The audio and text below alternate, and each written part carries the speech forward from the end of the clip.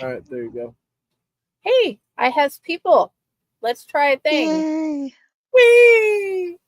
Everyone thinks because you're a zombie, you don't know good coffee. Well, they're wrong. There's only one brew that gets my seal of approval. Deadly Grounds coffee is my guilty pleasure. The aroma is so intoxicating. It brings all of my neighbors out of the woodwork. Deadly Grounds coffee. Coffee to die for and zombie approved. It's good to get a little deadly. Use the front door! Oh, they're so disgusting.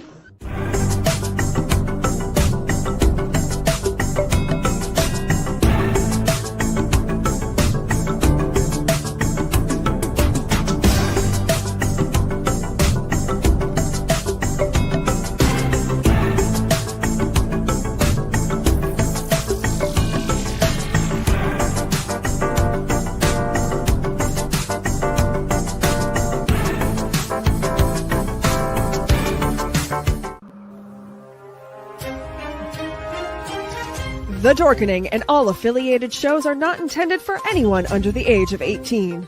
The following may contain discussions or scenes that have adult situations, graphic violence, nudity, strong sexual content, and graphic language. This show is intended for mature audiences only. Viewer discretion is advised.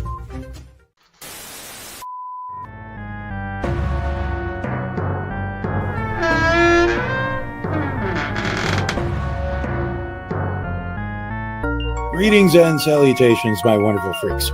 I am your Uncle Necro, and I welcome you all to the Tomb of the Terrible, the show in which I get to lovingly assault your senses with B-movie madness.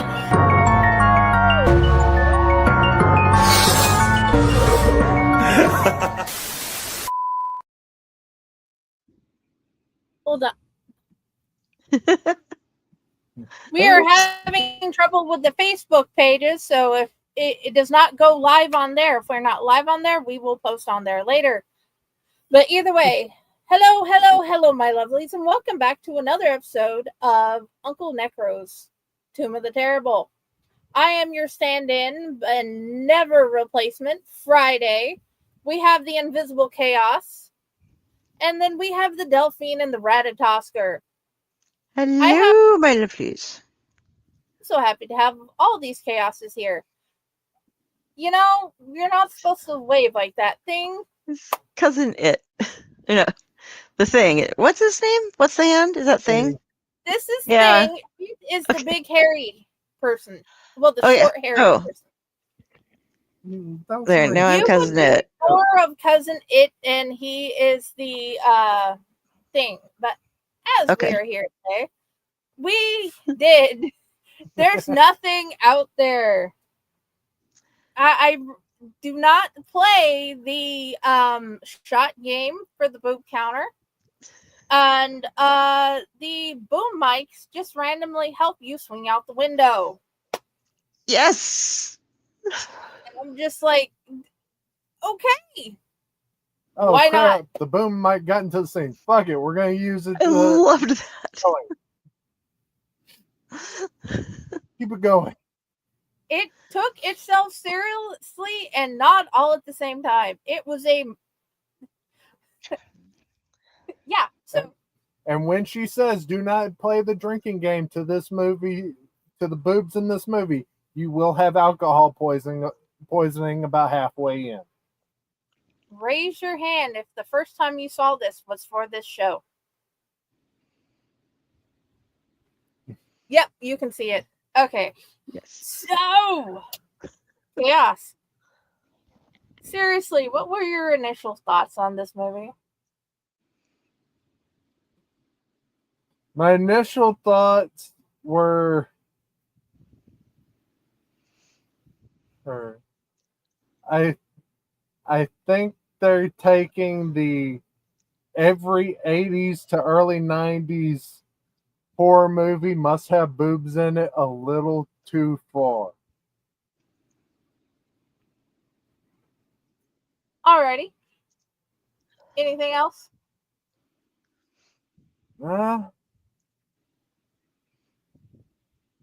It was odd. Alrighty. Delphine, Ratatosker, what did you guys think? Hey, well, for those of you who don't know, I've had pneumonia for the past 2 weeks. I'm kind of getting better.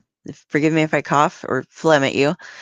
At the very beginning of the movie was a setup for just a joke at the end.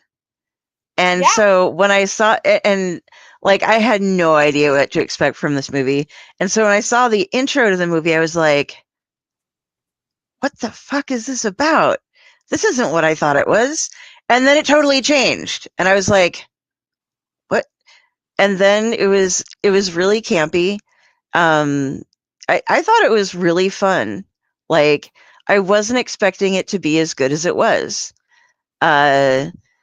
I'm not saying, it's like the best horror movie in the world, but as far as like a B movie, I was really impressed with what they did as far as which parts they took about themselves seriously and when they just decided to fuck it all. Like you're saying, there were points where you're just like, oh man, this is just getting stupid, but it's like, but it's clever stupid, just enough, like just enough to make it.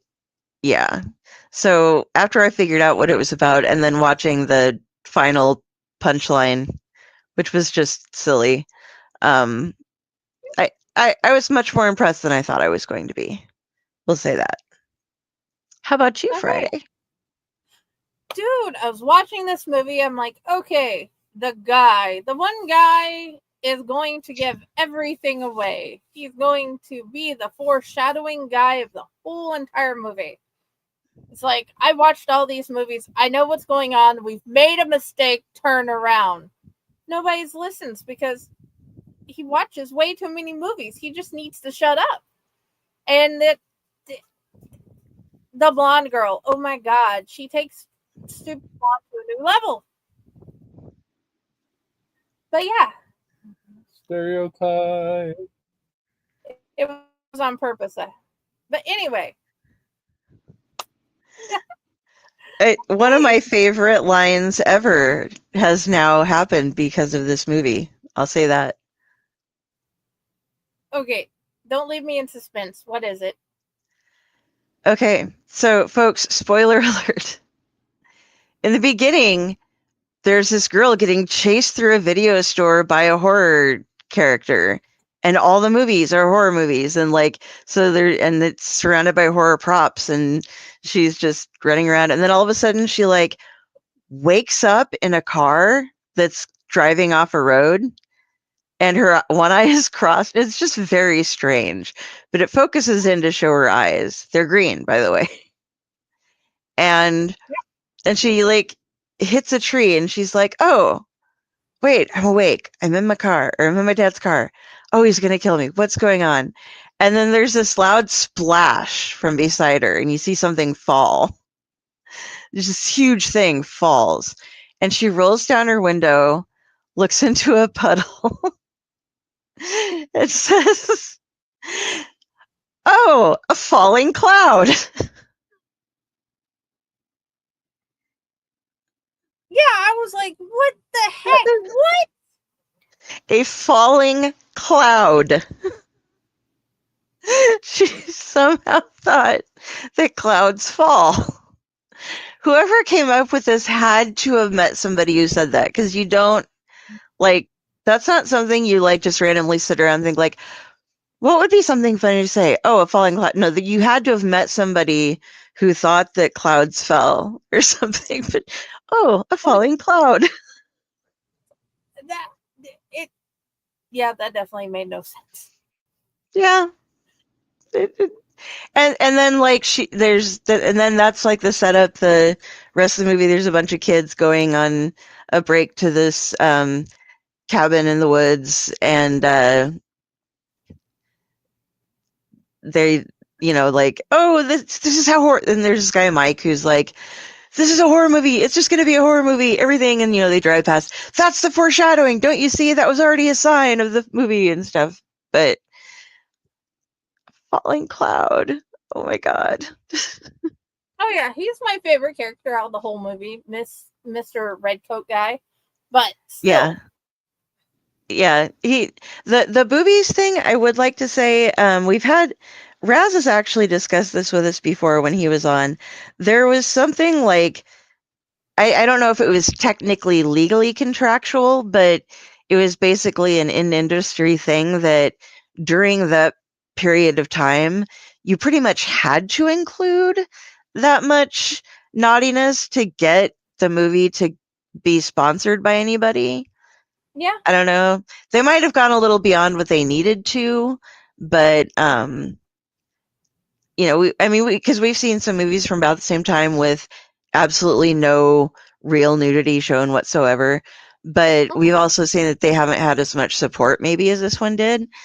This one had it wasn't exceptionally expensive on the budget, but it was for the time, it was filmed pretty decently. It had some pretty decent writing involved. There were some great lines, a bunch of silly tropes to go in because, like, there's we're gonna go skinny dipping at the lake. All these punks jump out of their van. And it's like the clown car of punk rockers climbing out of the back of the smoking van to go skinny dipping or whatever. And it's like, isn't this Camp by Cabin by the the Lake? Lake? No, this is the Cabin by the House Pond. by the pond. House by the Pond. Cabin by the Lake? No, House by the Pond. Oh, dude. And Give us a minute. yeah, just all this silly stuff going on, and then like the girls get scared and, oh, what if there's bears out here? What if there's something? And they're just like, oh, he's just trying to scare you. And so everybody does stuff in the sky the whole time. You're just gonna go out on a walk in the dark in the woods and there's some razor blades in the corner. Why don't you just cut yourself up with those instead, or eat some or something, And it was just really fun seeing this poor paranoid guy end up being right. And nobody believes him. They just think that he's fucking with them through the whole thing, almost until like towards the very end. And he's just getting terrorized by this creature that they're all just like, quit fucking making shit up, man. And it's not a bear, as they're like, there could be bears. There's bears. There's no fucking bears. But there's bears. There's not any fucking bears. But he said there could be a bear. It's not a bear. And it's not a bear, by the way. No. Josh, tell us what you liked and about this thing and what you thought it looked like. Yes, Josh. We're gonna start. What I watched this thing yesterday, didn't really think of it too much, and then earlier today, while I was at work, it dawned on me that this creature looks like a giant green diseased mind controlling uterus.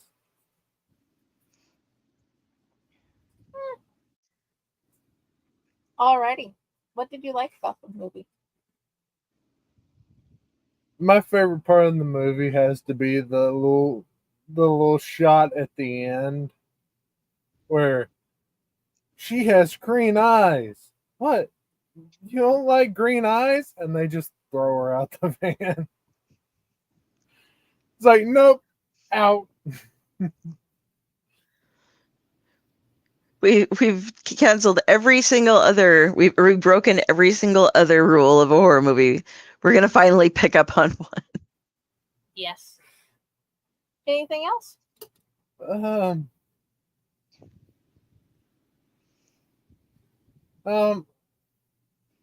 That was mainly my favorite part of the movie was that one shot at the end. I mean, it's a good movie, oddly enough. It's just that part sticks out more than any Alrighty. for me. Delphine, right at Oscar, what did you like about the movie? I liked a lot of the campy lines.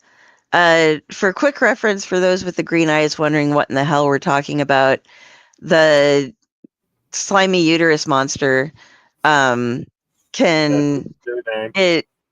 exudes a slime that will dissolve things, like it's eating or something like that. It has these tentacles that go out and it whack people and attack them, and it can look with little laser beam eyes, And if it's laser beam eyes make contact with your eyes, it can mind control you. So some of the people have accidentally looked and like gotten mind controlled by it, and then they like try to fight their friends against it, or fight their friends for it. And it also appears to try to mate with the women. It wants to just dissolve the men and potentially mate with the women, which makes it kind of really odd. It's also stupid, and they use that against it. Like, it's the first time, I think, and this is something I really liked about it. So, like, that thing was dumb. Like, it hit itself in the head with a hammer. It ran head first into a wall. I think this thing is stupid enough that we can just make it beat the shit out of itself and then get close enough to destroy it. Because it's a dumb monster. And it is. It's a dumb monster.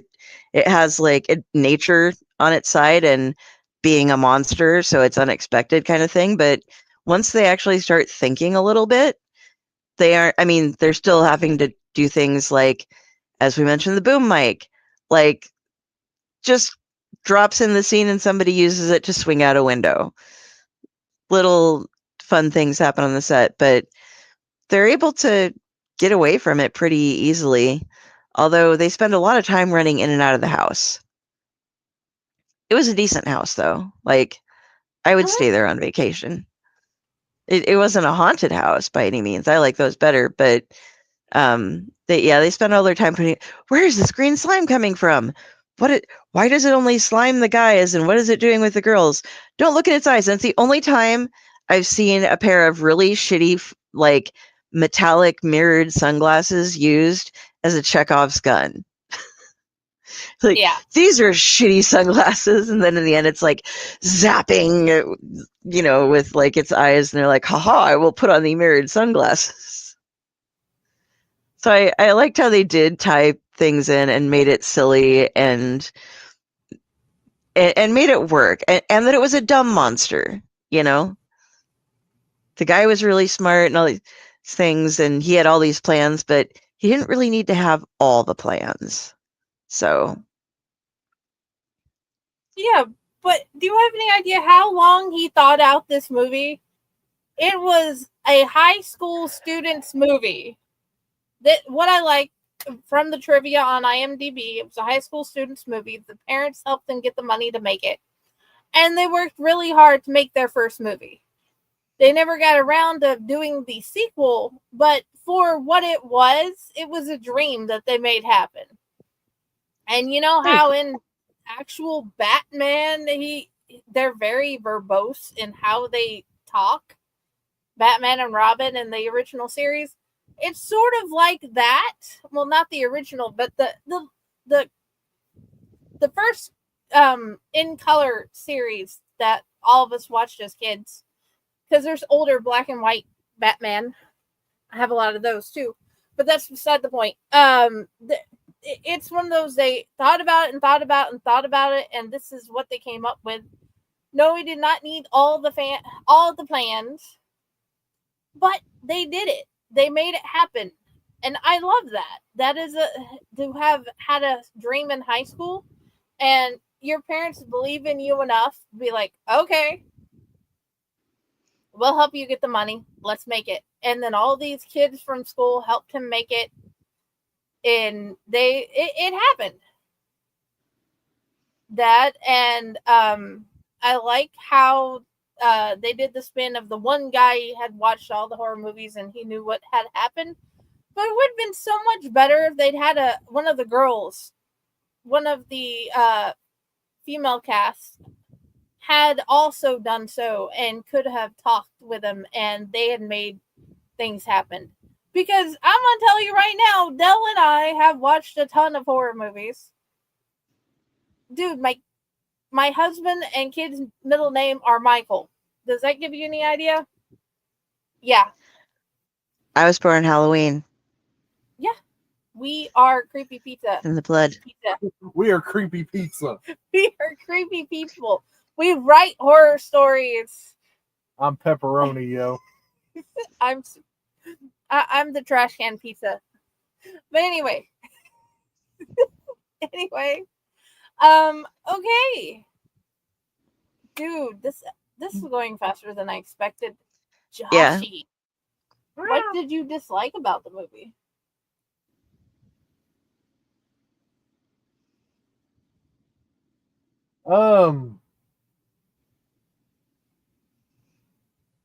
There was a couple kind of like goofy things. Like one, I'm being chased right before the boom mic scene. I'm being chased by a monster. I'm gonna throw my cat at it. Did anybody notice how the cat was unbothered by all of this? So it's Yeah. like the cat's like, I hope it eats you. The cat's just unbothered until it gets thrown at it. It doesn't care. Doesn't try to save him. Just like, No. fuck that. I'm going over there.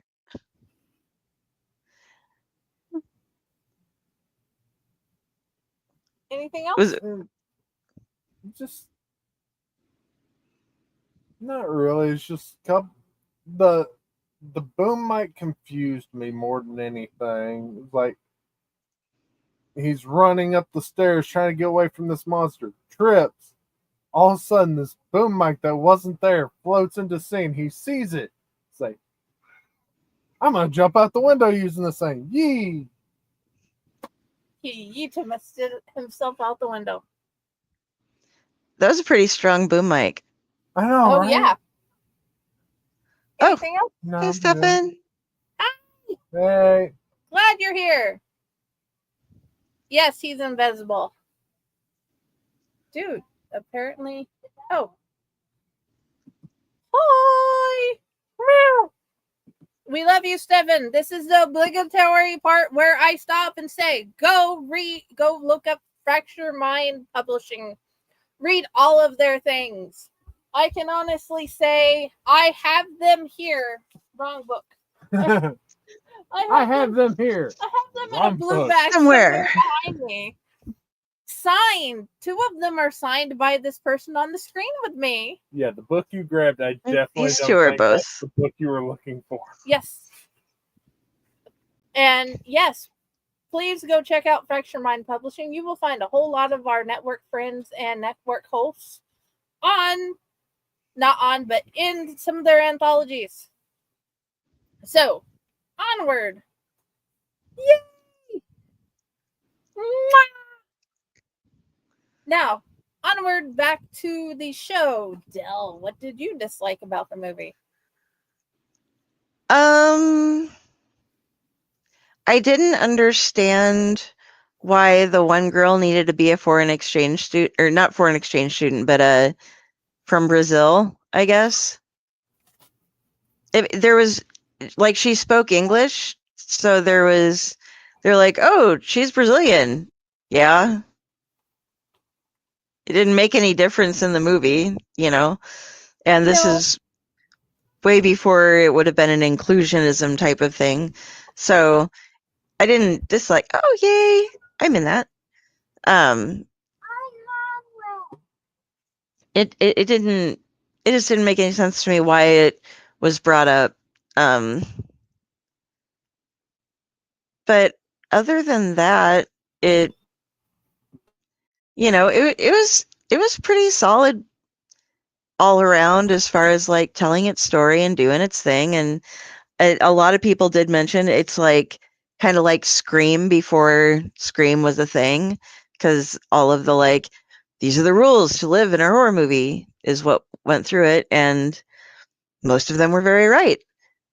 They left out a couple of things that Scream ended up elaborating on more when it came out, but yeah, I a couple of little pointless things that were in there that didn't change any part of the movie, that just seemed kind of oddly random.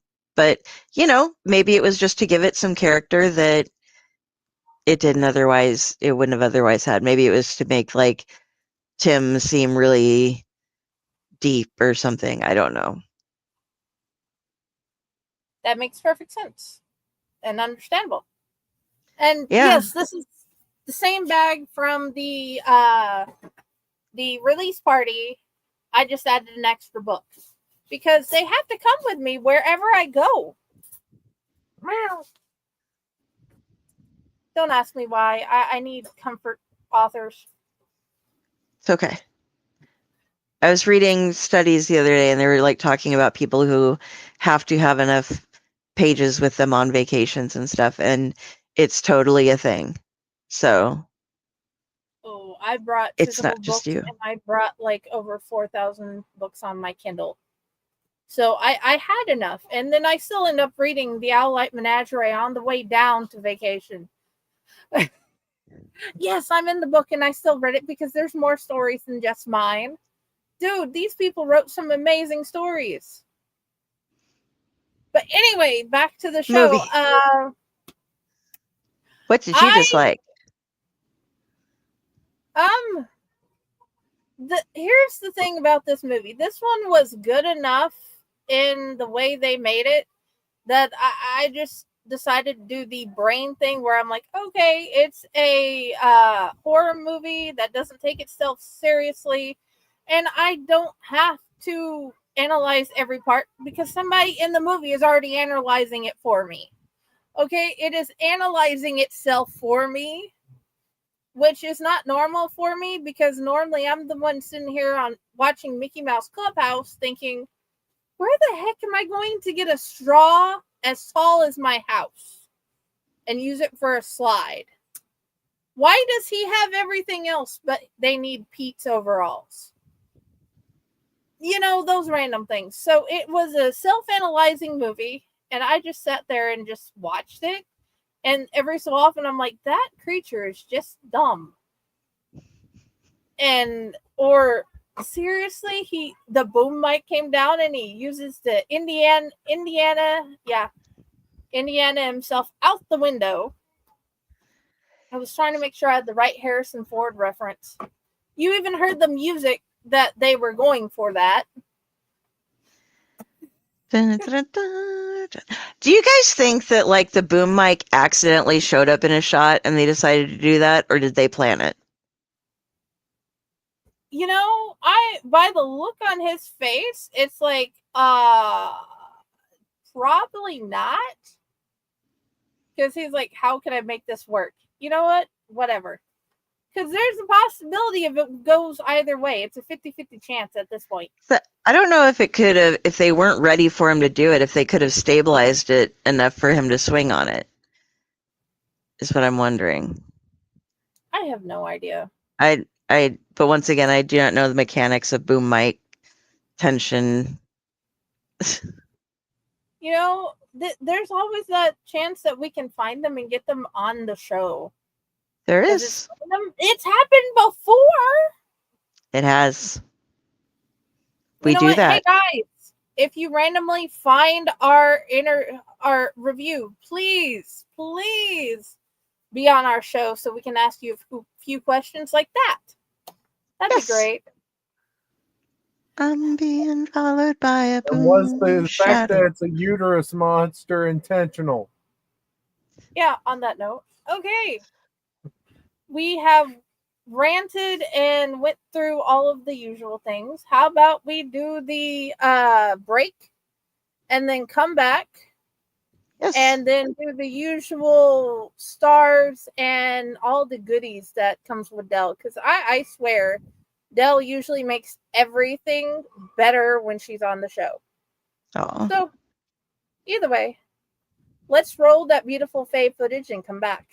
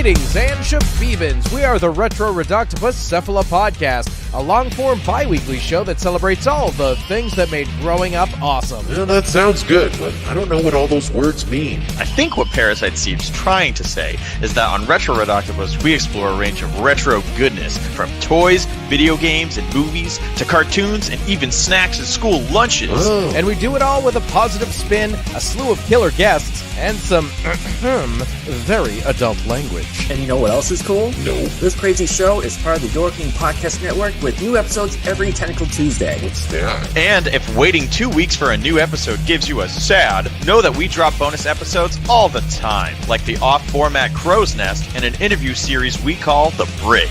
You can listen to Retro Reductibus on Apple Podcasts, Spotify, Stitcher, or any app that's cool enough to carry the only show that celebrates all the things that make growing up awesome.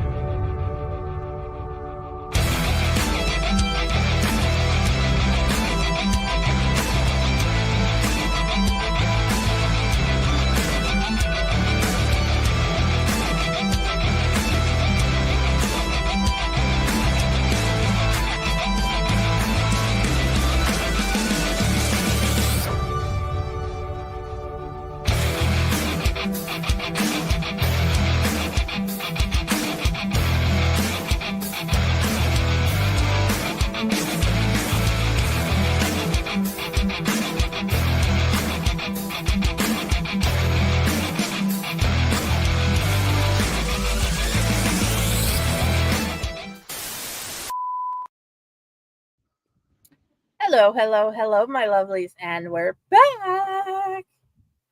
So, Look back. let's do the Yay! usual. What would you? How? Let's see. How many cattails would you give this movie? Cattails because they're by a pond, if you're wondering. And would you recommend it?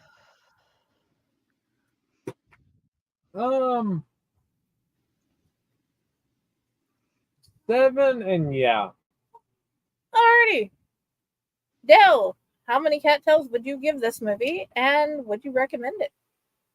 8, and yes. We enjoyed it. Yeah, I would give this. The problem is I'm torn between the 7 and 8. So let's go with 7.5. And if you, in case you're wondering, yes, you can cook cattails and eat them. There are recipes available, and they don't kill you. Yeah. Anyway, did you know that? I did not know that. Oh yeah. I even have a book with the recipes in it, which confused me. But anyway, Dell, you have goodies for us. You always find the best things. Yes, we didn't. This movie was actually good enough that there wasn't any like, oh my god, this saved my life, blah blah blah, because it was so bad kind of things. First off, I only have 3 for you this week, and they're all from IMDb because most of the ones on Amazon Prime were reviewing the DVD that they bought it off of. And yes, I went to both things, but they link all their reviews together. I found one by our buddy BNS About Movies, Sam Panico. He gave it a 5 out of 10 Scream Before Scream. Made before Scream, There's Nothing Out There satirizes the same horror movie cliches, but goes even further, presenting a story where some of the characters are aware that they're in a movie, even using a boom mic to swing away from the movie's amphibian monster. 7 teens head up to a cabin on the lake for spring break, a typical horror movie scenario. One of them, Mike, has studied every horror movie that's ever been released on video. He knows the warning signs and calls them out to the others, but they dismiss him as a goof who has watched too many films. In truth, something is out there. The teens all fall into the tropes of typical horror movies and are killed off one by an evil frog creature that can possess them and make them fire lasers from their eyes. There's gore, tons of nudity, and faces that literally melt. Also, the main creature is as ridiculous as anything in horror, and I'm including the killer shrews. This movie was written and directed by Rolf Konevsky, the son of Victor, who edited Ganja and Hess and Bloodsucking Freaks, a movie that we rented nearly every day in our teens, using it as torture for unsuspecting friends. Thank you, Sam. We always appreciate your views on things. Next, we have an 8 out of 10 rating, and this is from Taco Monkey 303. Horror comedy. Oh, it's Horror Comedy at its Slimy Green Best is the title of this one. Horror comedy has been done to death. When Wes Craven made Scream and it was promptly parodied by Scary Movie, horror comedy effectively parodied itself. But long before any of these films ate their own crap and crapped out their eaten crap, yes, it is that disgusting, a young filmmaker created what is essentially the best kind of these movies. Rolf Konevsky's There's Nothing Out There takes every convention, slashers, aliens, monsters, and puts them all together with a main character sure he's seen so many horror movies that everything is obvious to him. The character Mike reminds me of me. He sees a broken down car on the way to a vacation house in the woods, far away from everyone, and warns his friends that they need to turn around. Ignoring him, they arrive at the house where he remarks, "Name a horror film." Any horror film. Shortly after, some teens in a van show up and jump into a nearby pond. When they ask Mike, "Isn't this the cabin by the lake?" he answers, "No, this is the house by the pond." So they leave.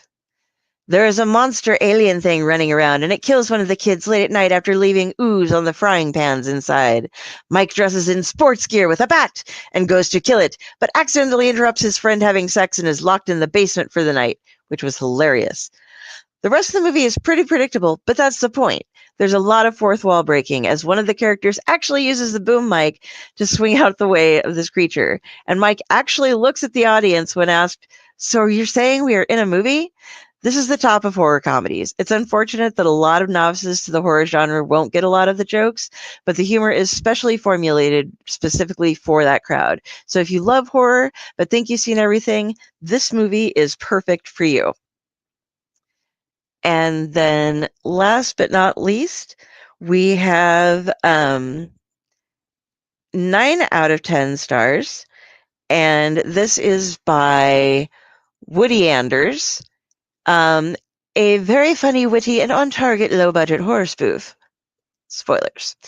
A genuine rarity, this one. A truly good, funny, even smart and respectful send-up of low-rent, tacky and terrible, cheesy backwoods set teens in peril fright films that effectively pokes fun at assorted, cliched, and contrived horror movie conventions without ever becoming the least bit cutesy or condescending towards its grade B schlock picture subject matter. Writer-director Rolf Konevsky's droll, low-key, properly straight-faced, and restrained style never devolves into the overly broad or excessive, instead nicely maintaining a dryly deadpan and ingratiatingly affectionate tone throughout. The slyly generic plot concerns 3 libidinous high school couples and token fear flick fanatic Mike, winningly played by Greg Peck, who's really goofy but thankfully none too annoying, vacationing in a remote wilderness area.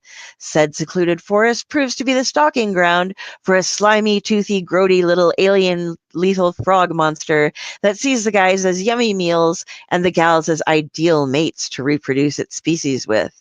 Mike's comprehensive knowledge and keen understanding of bromidic horror film banalities, which is initially a source of irritation to the other disbelieving chowderhead collegians, winds up saving the day, much to geeky Mike's own surprise and the viewer's slack-jawed astonishment. A very amusing, enjoyable, and mercifully unstilting proof. Unlike the atrocious Scream stinkers, this film never seems either archly ironic or smugly patronizing in its pointed satirical potshots at corny stock characters and tried-and-true standard situations. Blessed with witty dialogue, Mike has the feature's single most side-splitting line, tersely commenting after seeing one victim's face melt, "Now that's disgusting." Personable acting from a cast of deliberately overaged thefts who try unsuccessfully to palm themselves off as teenagers. One dude even has thinning hair. Nifty on-target parodies of such groan-inducingly familiar trash horror film ingredients as gratuitous nudity, "It's skinny dipping time," that ever absurd false cat scare, an especially uproarious swipe at making hot, passionate love in front of a roaring fire sequence, the guy's zipper gets stuck, glaring blatant continuity errors, and a hilarious technical gaffe involving a conspicuously visible boom microphone dipping into the frame, crisp, sprightly cinematography by Ed Hirschenberger, an endearingly cruddy extraterrestrial beast, a rollicking bang-up score by Christopher Thomas, and some gut-busting, joke-ridden ending credits. There's nothing out there oversizes up as a brisk, frequently riotous, and highly pleasing low-budget, it only cost $350,000 in total, tongue-in-cheek horror film genre lampoon. That was all one fucking sentence, by the way.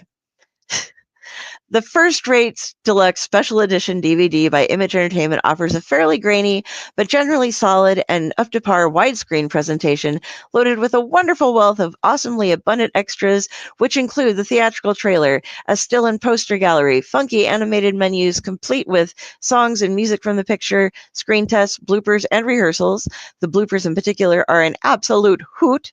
Pre-production footage and storyboards, animation test footage, and work print outtakes, and most savory of all, a very funny, entertaining, and informative commentary provided by Konevsky along with various cast and crew members. Thank you, Woody Anders, for making me have to say that all at once while I'm having a sore throat day, but there you go. Woody Anders loved it too. And apparently we can get all the extras and specials. So They sound like they work for the company that released the DVD. they very well might have, but that one paragraph sentence of pardon me, things in parentheses just about killed me there. Yeah. I'm I still swear in that- recovery mode here. I'm like, and there's no period. There's no period. I can't stop. Yeah. I think that person worked in advertisement Quite for possibly. that company. But They were playing that movie up big. That special edition up big. yeah. But yeah, that was pretty fun. Everybody comments on the boom mic, which Yes. you probably should because it was kind of the thing. So yeah. And the little lookout moments, but yeah, the fourth wall breaks I thought were great. So I agree with those reviews. They were pretty fun. Yeah. It's nice to not have watched something that was so shitty that a review is more fun than the movie. I'll say that. That was Yeah. refreshing. This But was a good addition to the show. yes. But speaking of shitty movies, it is time to find out what we're going to be watching next week. Is everybody ready for me to? Alrighty, let me get. Okay, I'll get this up. I'm ready when you are. Okay, 3, 2, 1. Meow. Whee!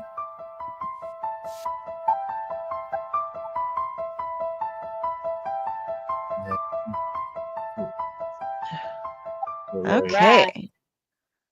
Give me a The second. I'm on Wraith. the Wraith. That's what I thought. All right, The Wraith, 1986. I'm It not is a familiar with to this one. To I am be. not. There we go. Okay. I have not seen The Wraith before, so we shall trust Uncle Necro, and I will repopulate the list as we come in because we're down to 3, and our beloved Uncle Necro left us a list of well over 100 movies.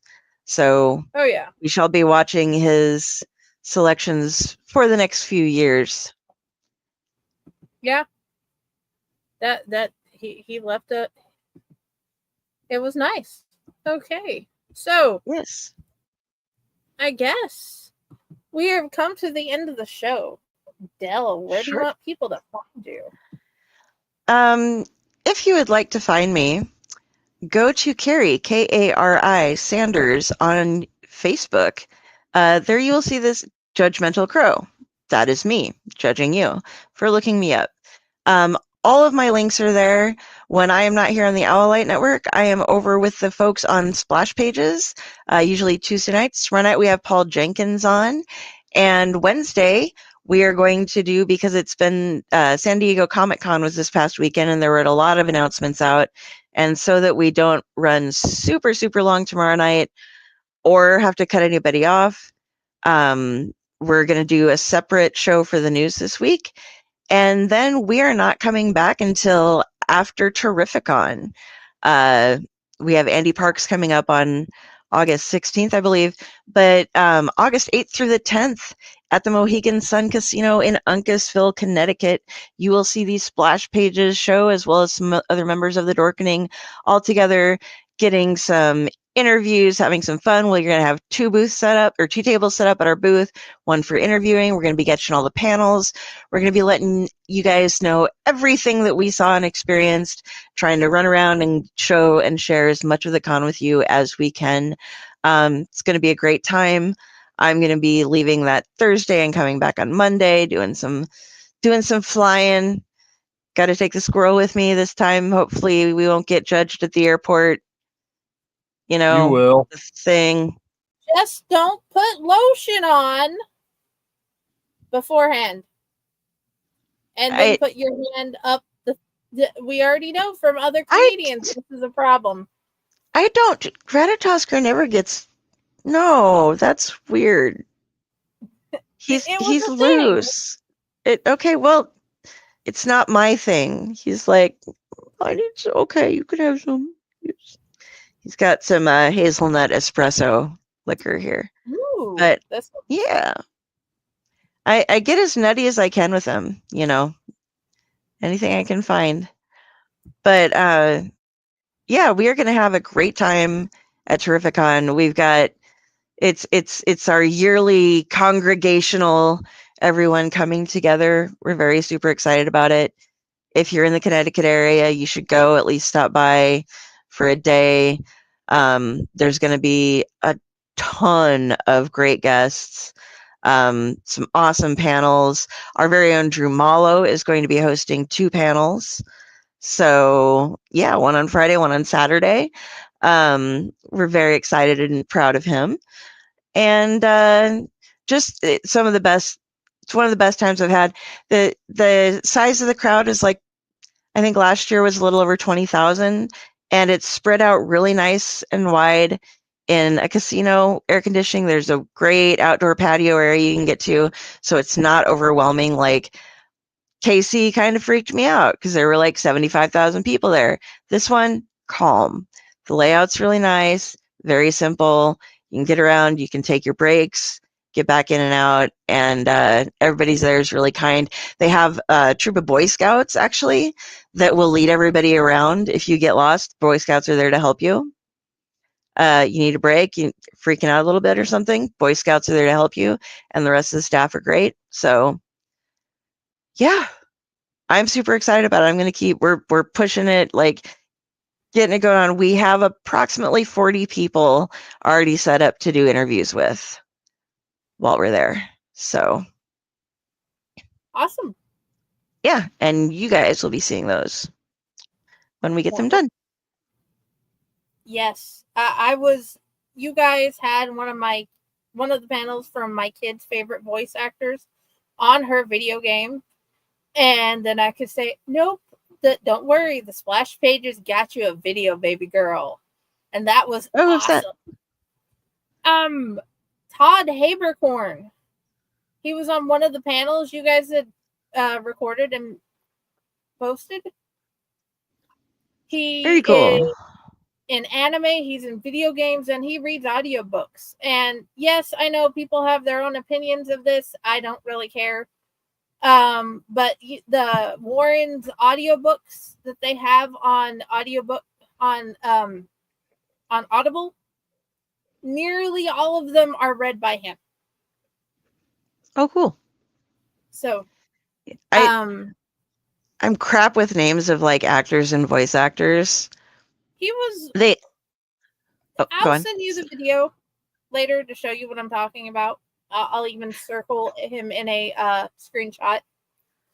So Mitch's most recent surprise this year, one day only on Saturday, he is getting Ke Huy Quan, who was in the Goonies and Indiana Jones, as you were saying. He was Short Round in Indiana Jones and Data in the Goonies, and he's been making his comeback. So he is showing up, and that was like last year. We had a last minute announcement of Keanu Reeves. This year we still don't know if that's the final last minute announcement, but he was one of the big like announcements that's going to be there. So That's everybody's awesome. excited for that. Yeah. I get more excited about the actual comic creators and stuff than I. Drew likes to make fun of me and Leo because we like totally do not see like star of a great TV like Nathan Fillion could walk by me and I wouldn't even notice. Like I know his name, I guess I would notice him, but like people of that equivalency level of acting have walked by me that were just in a show I didn't watch. You know, it's like, oh, one of the many shoot off shows of Superman is walking by the booth. And I'm just, and do you see who that is? Let's go say, who I don't care, you know. But if it's in a comic book, somebody who did something to a comic book, the penning artists even get you excited. People, you do not know letterers. The level of talent in these comic books. You do not know the level of all the things. There's like just for one page, 5 important people could have worked on it, and that is why it is so good. Yeah, hand lettering is just recently starting to go out of style, but there are still people who hand letter out there. It's awesome. I am so like I love meeting them. I'm like, oh my god, you hand letter. I'm watching you letter. You're so good. I just love it. Oh yeah. People think I'm strange, but I am strange. Anyway, so that was me. That wrong show here to fangirl out about all the comic book stuff, but yeah. I just fangirled, dude. Well, you're on the show. How much did I just fangirl about you and Fractured Mind Publishing? Okay. You should see my vampire books by L.D. Wolfsor. Okay, I fangirl about things too. Oh, and Lily Lucchese. Yes, she. And more of her over there. Lily, I didn't even see you run. I was just like, look, I just got this. That is awesome. That is you, and you're also right over there. Here, she has a new book out. Lily, what was the name? Put it in the chat, please. You will find them on our blog. Her newest book, her new family book. It is a spinoff, part 2, book 1. And it is, I'm going to find out all about it when we get paid. Then I can buy it. But it is on the blog, and it will be in all our newsletter subscribers who get the newsletter. You will find it because that's going out on the 1st. And Josh, Lily, we love the Lily. Thank you. The Family Sins under S.L. and Claire. Very dark, very taboo. Yes, you have to be one of my dark romance girlies to want to do this. And I know I have quite a few. And I'm sorry I cannot remember the name. I have put it everywhere, but I suck at names of things. Josh, where do you want people to find you? Find her. Okay, like always. Because I don't have Delphine's things anymore, so I can't put her stuff on hers everywhere. But, okay. Wednesday, we have James Engel on the Chainer's Haunted Secrets show. We get to find out about that particular haunter. I have so many pictures about his cool costumes, and we get to actually find out about him. Weather willing, because last time Weather was a jerk for all of us. And this Friday, it'll be Thursday. I think Thursday we are doing a new movie. Dude, why can I not remember the name of anything? I think I have it, and then I go to say it. Did Raz take your brain since ours isn't working very well? Yeah, I think Raz is borrowing it at this point because I'm like, I don't know the names of these things, and I've put them everywhere. Okay, we did Sharks of the Corn, Hell on the Shelf last time, Ghoulies. This coming Thursday, we are doing Ghoulies. Ghoulies is a fun movie. Oh, I love that movie because I watched it just for the hell of it. I'm going to rewatch it again before Thursday or Thursday morning, most likely, and then do the show.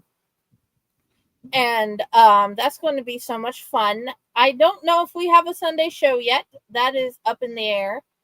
And then, guys, do we want to keep skipping, or do we want to do next Monday's show, and then do the skip week, or just skip next Monday? Let's figure that out based on what all is going on. I do, because I might be going, if I'm feeling better, to a con. I'm not positive. On the 17th of August, we're going to have a clutch on with playwright Mark Pratt. He has some plays. You can get copies if you want to read the plays on Amazon. And they are plays about the comic book industry. And he is somebody who he went to San Diego this year. I ran into him on one of the other comic podcast things, but I actually knew him because we were in theater together in college and we were in a play together. So we recently got back in touch with each other over comic books. And so, but as he's a playwright, we haven't done a clutch for quite some time. I've been sick and we've all been kind of stressed and busy. So we're going to bring in a playwright because we haven't done a playwright yet. So, and as an actor, he can also do, that side of thing as well. So where do we reach you? Where do we reach you? Oh, me. I am hiding as usual all over the Outlet Network, Fake Horror Publishing, and my main things are Corpse Garden Chronicles, I already said Fake Horror, and Friday with Library in the Blue Box. But I'm pretending to be so many other people randomly that you'll find me in random places. So either way, please definitely check out our books everywhere. Please also watch the movies and tell us what you think about the movies. We want to know if you would recommend it. We want to know what you thought about it. What was your favorite things? Leave us suggestions in the comments. Yeah, leave us suggestions in the comments. And like and subscribe. Like and subscribe. I will answer your comments. When I see them, I will answer them. It's not always right away because I do have 3 children and we are fixing to go back to school. So the first part of next month is going to be crazy. Getting into a new groove. So that's going to be so much fun. But anyway, thank you guys for being here. I hope you all have a wonderful night. Dude, where did you go? There it is. I'm trying to put the thingy back up. That way when it stops, we aren't just sitting here. Okay. All right. Oops.